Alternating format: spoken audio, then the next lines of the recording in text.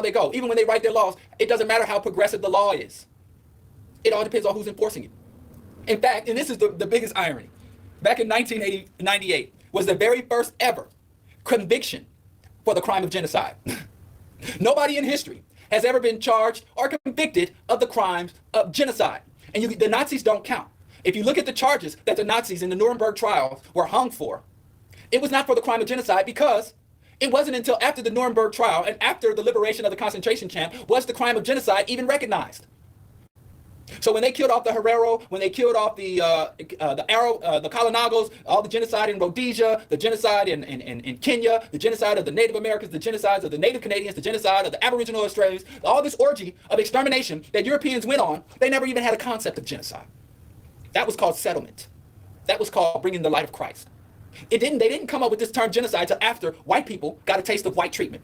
All Hitler did was internalize white violence. He did within the borders of Europe what Europeans, his very enemies, had been doing outside the borders of Europe for more than 300 years before he was even born. So anyway, but they said, now it's turning back on us. It flipped back on us. Concentration camp. Nothing that Hitler did he invent. Every single tactic that Hitler used in his genocide campaign, from forced sterilization to concentration in work camps, to racial classification, to publicly marking his victims, to subversion of their economics. Everything Hitler did had already been done by Great Britain, by Spain, by Portugal, and yes, by the United States of America. It's all there. So Hitler didn't invent. Hitler was the biggest sucker MC in history. He was a biter. He was a plagiarist. He was an imitator, not an originator. But I digress. The first person ever convicted of the crime of genocide was a black man by the name of Jean-Paul Akayes. I'll just spell the name if you want to look up. Akayesu. Akayesu. Jean-Paul Akayesu was the very first man. He will go down into history. Not Hitler, not Göring, not Himmler, not Cecil Rhodes, not Andrew Jackson or George Washington, but this Rwandan mayor will go down in history in perpetuity as the first person ever convicted, tried, convicted, and incarcerated. He's in jail right now. They locked him up I think he was in jail since 93, but he was in jail during his trial, but the official conviction was 1998. And he's locked up in Mali somewhere. So every time these white people come up with some noble crime, just know, every time if they come up with a crime against racism, if racism became a crime tomorrow, I bet you I'd be locked up.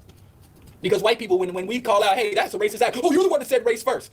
They said, the defense attorney for Trayvon Martin said, because Trayvon Martin said on the phone, I'm being followed by a creepy cracker, then they said that Trayvon was the racist, and he was the one that racialized this incident, not Zimmerman.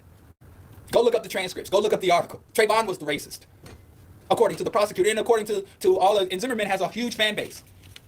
And Zimmerman's been arrested how many times for domestic violence? And every time he gets arrested for domestic violence, it's beating up a different woman. One time he was arrested for threatening to beat up his girl's elderly father.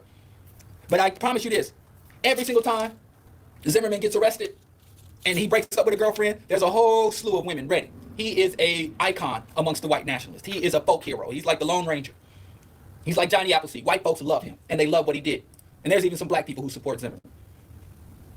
And then what's even more tragic than that is the solution that the Trayvon Martin's family has is saying, hey, let's take guns away from black people. So you just want to turn us all into potential Trayvons.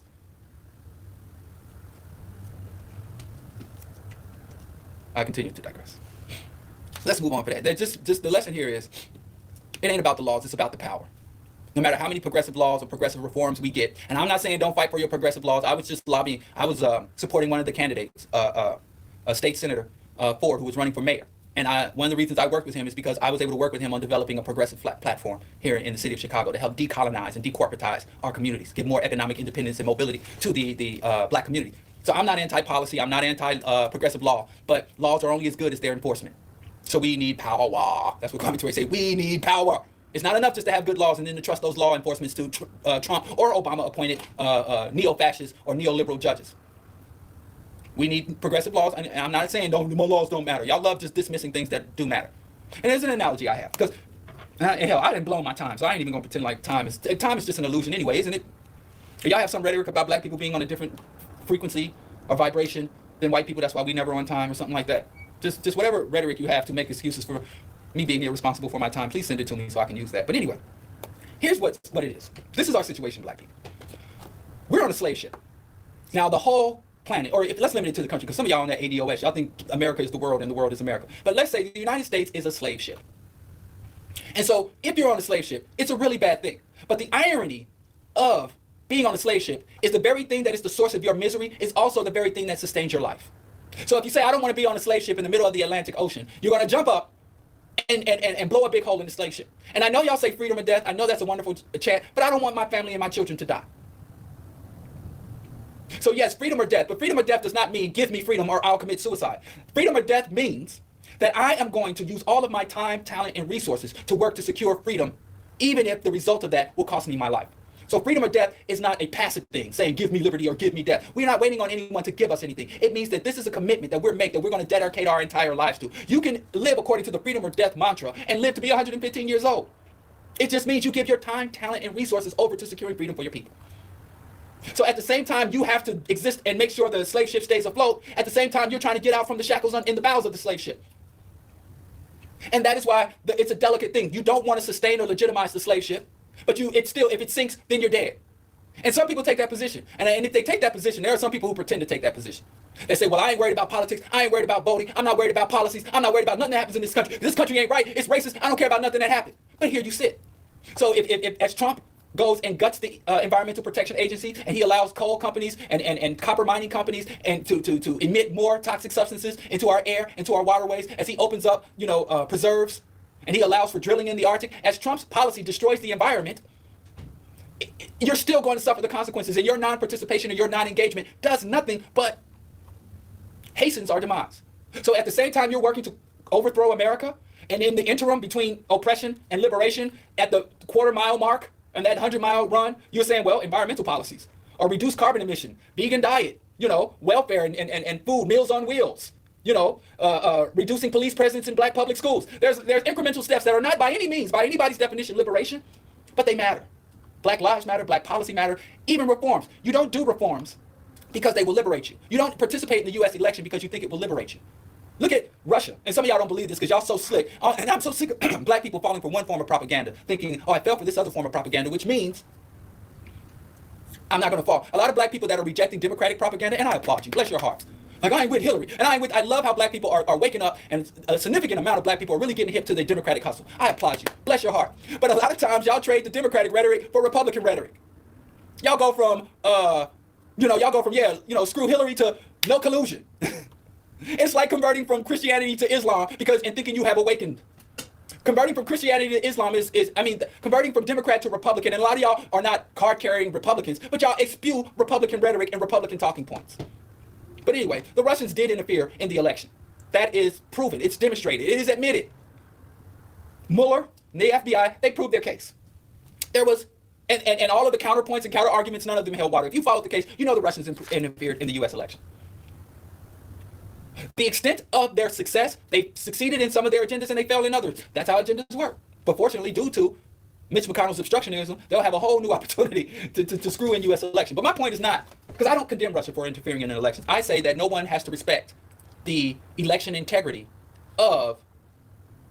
respect the election integrity of an empire. So the United States is literally violating the sovereignty of 80% of all countries. You can list the country. Mexico, Haiti, Panama, Nigeria, South Africa, Afghanistan, which we're going to have to talk about, Iraq, Japan, China, Russia.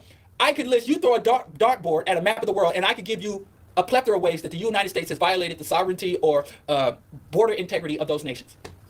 So I don't weep for the United States and the interference in the elections. I don't weep. I got no tears to shed. Okay? But it's the fact that it happened. But the point I want to make to you black people is to say, do you think that that Russia is interfering in U.S. election in order to secure its freedom? So you can engage in U.S. politics and still have your own independent sovereign agenda that you're executing. Still have your own independent power, have your own independent ideas, and be totally in pure opposition to the United States at the same time that you engage, dare I say, manipulate the U.S. political process. And we, black people in the United States, are in a better position to pimp, manipulate, to engage for our own short-term and long-term interests in U.S. politics than the Russians are. Saudi Arabia, China, they all interfere. In Israel, it gets the red carpet treatment to interfere in U.S. election. So you can't claim to be politically conscious and you shun engaging the political system in the nation within which and within you dwell. I don't know if that came out right.